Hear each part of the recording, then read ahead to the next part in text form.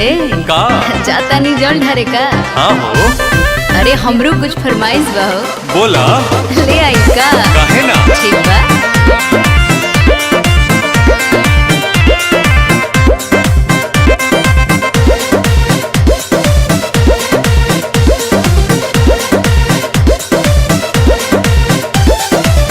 जाता नी देव घर में करे जाला ढेरी। अच्छा। चाहे जे कुछ तो बोल दी है प्यारी। अरे काहे ना जरूर चाहिए।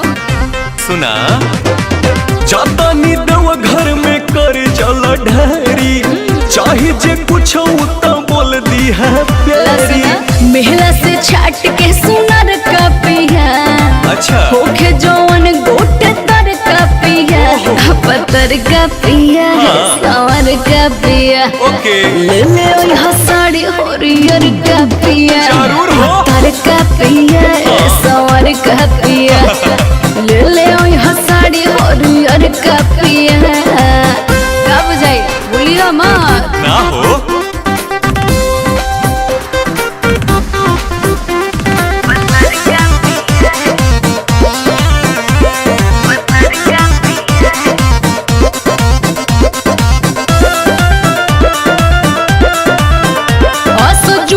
टोला मुहादानु हो।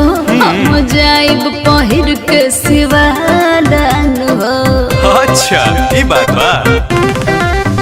साचो बारू तू बड़ी सुकुमार। कलर चटकार चाही हो। हाथ शंखा पोला चूड़िया। अगरवा के हार चाही हो। काहे ना कहलर नली हो तू सर का पिया। ओके बुलुआ लाल ना पियर का पिया।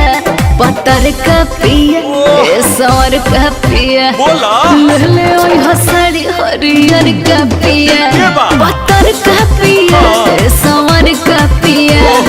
ले ले यहाँ साड़ी हरियर का पिया। बुलाई ब्रो तो बात ना करो। ऐसे मत बोला हो।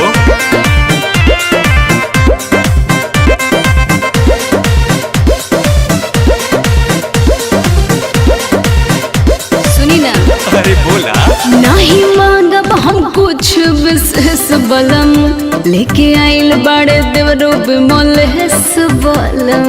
हाँ बुझाइल के ना कुछ। अब करा ना ढेर फरमाइश अरे? की ख्वाहिश पूरा दी हम हो। जवन जवन तू कहले बड़ू आइब तो ले आ दे हम हो। ठीक बा लिहा भी नहीं हरियर का पिया। ठीक है बा। देखे में लगे सबसे फर्क का अरे पिया। हाँ हो। पत्थर का पिया सवर का पिया। बोला ले ले यहाँ साड़ी हरियर का पिया। आहो। पत्थर का पिया सवर का पिया। अरे बस ले करा। ले यहाँ साड़ी हरियर का पिया। ऐसन करा तू चला।